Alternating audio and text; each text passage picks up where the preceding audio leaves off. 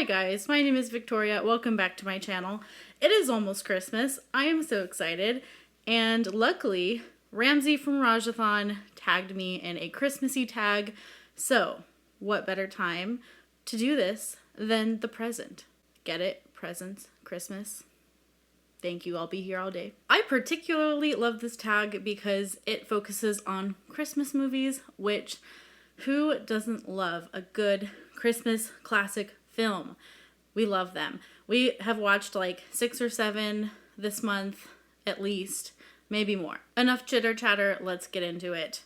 Question number 1 is Elf, which is the Christmas movie. It is so fantastic. We did watch that one this month. And the question is, what's a book that makes you smile? This is gonna be slightly weird of a pick, and probably no one else will talk about this book ever on BookTube again.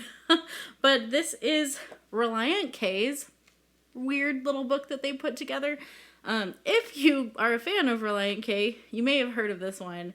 But this is the complex infrastructure known as the female mind, which is a very tongue-in-cheek book, kind of like the very tongue-in-cheek song that this book is based off of.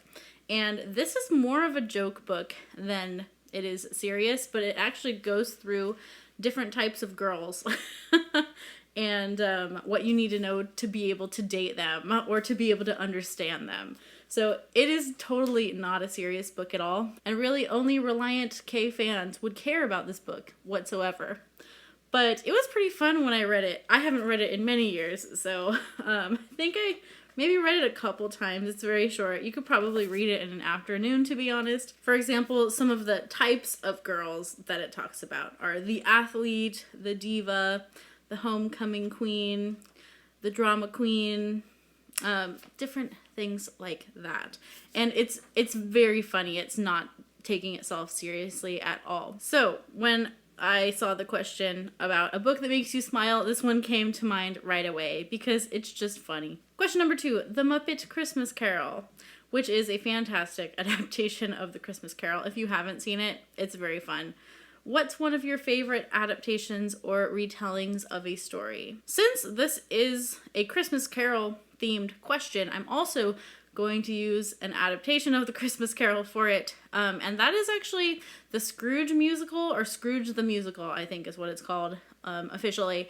But I've actually played in this musical 2 or 3 times, and it's really fun. It also has a special place in my heart because I have actually played in the orchestra pit for this musical, and it was really fun every time. And whenever I hear the songs, I get really nostalgic. It is a pretty decent musical as well. It's not bad. So if you haven't seen it, I think there's not like a movie version of it, I don't think. But if you look on YouTube, there is a just straight up filming of a production of it. So it's pretty fun. Question number 3 is The Grinch, which we also watched recently. One of my favorites. Fantastic theme song, The Grinch, so good. Who is one of your favorite book villains? You know, even out of all of the high fantasy books that have these really crazy powerful villains, the villain that I actually hate the most is from a Victorian novel, and that is Uriah Heep from David Copperfield. He is so despicable, and he doesn't need any fancy powers or anything to be despicable. He's just a bad human being, and he's just slimy and sneaky and steals from people and pretends that he's good, and he's really bad. Like, he's very well written. Definitely one of the best villains in all of literature. Fun fact, Uriah Heep is also a metal band. They took the inspiration from the character and used it for their metal band name. So to give you an idea of how bad Uriah Heep is, even metal bands are taking inspiration for how hardcore he is. Question number 4 is Spongebob Christmas Special. I've never seen that, but now I'm intrigued. Maybe I should find it. What was one of the first books you read in one of your favorite genres? That's definitely going to either have to be Chronicles of Narnia. Those were definitely early fantasy books that I loved, and also more in the sci-fi fantasy genre. More sci-fi, I guess. Still fantasy. These are very dear to my heart. The Wrinkle and Time Quintet, Madeline L'Engle books in general. I loved her. and I actually reread these last year. Last year? Was that last year? Wow, that feels like so long ago. But I reread them last year, and I didn't love them as much as I did when I was a kid. They're definitely filled with plot holes and some issues in them. But they were still really fun. They're still really great. They're very nostalgic for me. Madeleine L'Engle and C.S. Lewis take the cake for books that I read as a kid and inspired my reading taste now. Question number 5. Am I on 5? I think. Name a book you love that has won an award. A lot of people on the channel now know that I love Earthsea. I love the Earthsea series. Let's just dig it out here, shall we? Without knocking anything over. Earthsea, Wizard of Earthsea. I know at least the first 2 books won awards. I don't know if any further books in the series won awards. There's 6 books in the series, but I know the first 2 did. I think even Tombs of Atuan got a Newbery, I think. And then this one won something. I can't remember exactly what it won, but it won something, and it deserves it. Love Earthsea. Check out Earthsea. If you like more classic fantasy, Earthsea is your series. Question number 6 is National Lampoon's Christmas Vacation. You know what? I don't actually love this movie because I don't love Chevy Chase. I think he overdoes it a lot in his acting. I mean, that's kind of the point, but I don't love this movie. Wasn't one I grew up with. I have watched it a few times, but it's okay. Very unpopular opinion, I know. What's a book you were excited to read that turned out to be a disappointment? At the very, very beginning of the year, I tried to read Children of Blood and Bone and DNF'd it so fast. Not because it was really, I don't know, there wasn't anything particularly wrong with it, but it just bored me to death, and I thought it was going to be a lot more interesting, and I found it to be pretty generic, had some problems with the writing. I think I got 50 pages in and DNF'd it. I don't DNF very easily, so when I DNF something that fast, I'm pretty sure I'm not going to like it. So I was pretty sure about that one. It didn't work for me. I know a lot of people really love this one, and I wanted to be one of those people because I thought it looked really good and it sounded really good, and I heard a lot of great things, but ended up DNFing it. Goodbye, Children of Blood and Bone. Very sad. Question number 7 is Bad Santa, and I don't even know what that is, so I'm sorry if that's your favorite Christmas movie. I have no idea what Bad Santa is. And the question is, name a character who's optimistic or wants to help others. Definitely Anne from Anne of Green Gables. She is such a true spirit. She's such a kind heart, and she even remains that way into her adulthood. I recently finished the whole series, and Anne is just the best. She's just the best human being, and she definitely wants to help others. She has had a little bit of a traumatic background herself, being an orphan, and even as she gets older, there's some parts where she has compassion for other orphans, and she has compassion for other people because she's like, I was there before. I know what it's like to be downtrodden or lonely and not have a family. And so Anne is just a fantastic person. She's full of empathy, and I think she's a wonderful role model in literature to try to aspire to be. Question number 8 is The Santa Claus, which is a favorite for sure. I haven't watched it yet this season. Maybe we'll try to watch it in the next 2 days. There's like 2 days till Christmas, guys. What is something from a book that you wish were real? Ooh, this is a really hard one. You know what I wish was real? In the Stormlight Archives, I wish that we could speak with rhythmic undertones to provide context for our conversation.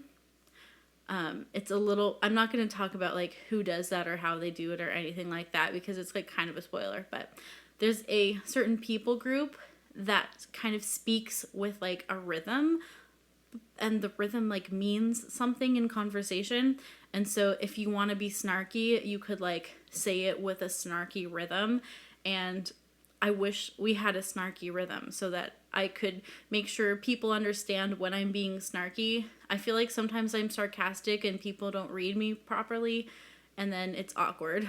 Question number 9 is The Nightmare Before Christmas, which is one of my favorite Christmas movies, definitely. And I never know, is this a Christmas movie or a Halloween movie? I actually watched it around Halloween this year because it just gave me the right vibes.